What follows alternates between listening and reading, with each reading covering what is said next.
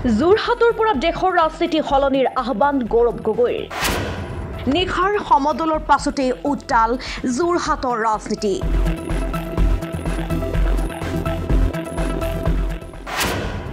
যোৰহাটত গৌৰৱ গগৈক পৰাজিত কৰিবলৈ যুঁজুধাম পীযুষ জয়ন্ত। গৌৰৱৰ প্ৰাৰ্থিত্বৰ পাছতেই বিবোধিত ৰাণা গোস্বামী। অসমৰ লোকসভা নিৰ্বাচনৰ নাভিকেন্দ্ৰত পৰিণত হৈছে যোৰহাট লোকসভা সমষ্টি। কংগ্ৰেছ দলে গৌৰৱ গগৈক যোৰহাট লোকসভা সমষ্টিৰ প্ৰাৰ্থিত্ব প্ৰদানৰ পাছতে যোৰহাটৰ নিৰ্বাচনী যুঁজখন হৈ পৰিল সৰব বনাম নীৰৱ সাংসদৰ যুঁজ। বিগত লোকসভা নিৰ্বাচনত বলিষ্ঠ ভূমিকাৰে দেশবাসীৰ দৃষ্টি আকৰ্ষণ কৰাৰ বিপৰীতে বিজেপি সাংসদ তপন গগৈ পালন কৰিলে নীৰৱ ভূমিকা। এনে পৰিস্থিতিত গৌৰৱ গগৈ যোৰহাটৰ পৰা প্ৰতিদ্বন্দ্বিতা কৰাৰ পাছতেই সলনি হৈ পৰিছে উজনি অসমৰ নিৰ্বাচনী প্ৰেক্ষাপট। শুকুৰবাৰে নিশা যোৰহাটৰ ৰাজপথত বিশাল সমদল উলিয়াই এক প্ৰকাৰ নিৰ্বাচনী চমক দিয়ে গৌৰৱ গগৈয়ে। তাৰ পূৰ্বে তিতাবৰৰ পৰাই নৱপ্ৰজন্মক দেশৰ ৰাজনীতি সলনিৰ আহ্বান গৌৰৱৰ।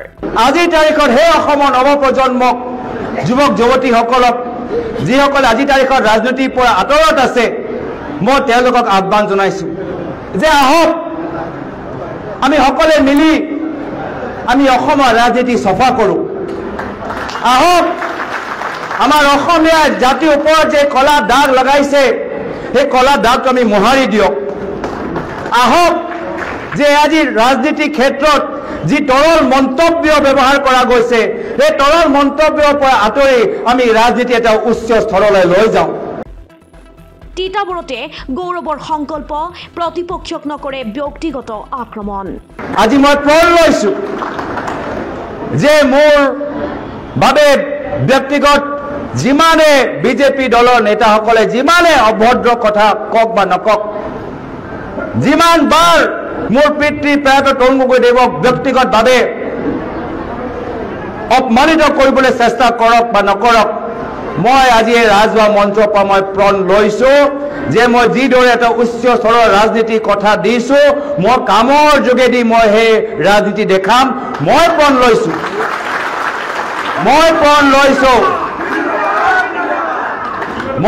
লৈছোঁ যে নিৰ্বাচনী প্ৰচাৰত মোৰ ৰাজনৈতিক বিৰোধী মাননীয় তপন গগৈ ডাঙৰীয়াৰ বিৰুদ্ধে মই এক শব্দ মই তেওঁক ব্যক্তিগতভাৱে মই নকওঁ। এই সভাৰ পাছতে নিশা যোৰহাটত বিশাল সমদলেৰে নিৰ্বাচনী প্ৰচাৰ চলাই চমক গৌৰৱ গগৈৰ। কিন্তু গৌৰৱ গগৈক কোনোপধ্যেই যোৰহাটৰ পৰা জিকিব দিব বিচৰা নাই বিজেপিয়ে। সেইবাবে প্ৰচাৰত নামি পৰাৰ পাছতে গৌৰৱ গগৈক পৰাজিত কৰাৰ হুংকাৰ মন্ত্ৰী পীযুষ হাজৰিকা আৰু মন্ত্ৰী জয়ন্ত মল্লবৰুৱাৰ। যোৰহাটত গৌৰৱ গগৈ যিমানেই সক্ৰিয় হৈছে সিমানেই বৃদ্ধি পাইছে তেওঁক বেকফুটলৈ ঠেলিবলৈ শাসক দলৰ তৎপৰতা। ইয়াৰ বাবে শেহতীয়াকৈ কংগ্ৰেছ এৰি বিজেপিত যোগদান কৰা দুজনকৈ কংগ্ৰেছ নেতাক দিয়া হৈছে বিশেষ দায়িত্ব।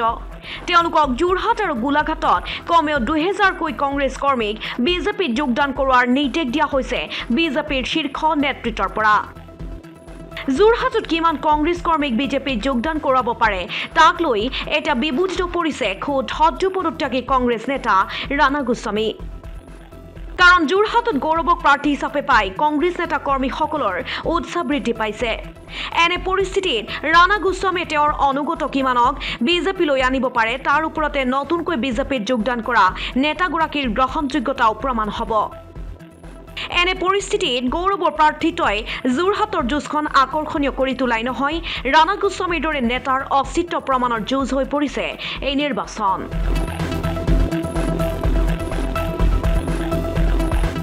News desk report the cross current.